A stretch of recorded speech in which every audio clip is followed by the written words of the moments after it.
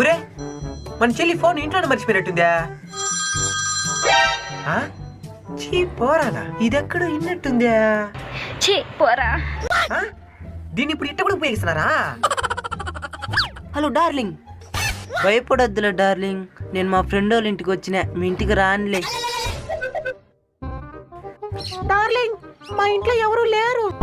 ఇంట్లో ఎవరు లేదా? I'm coming you. రారా నీకు అని చెప్తానా.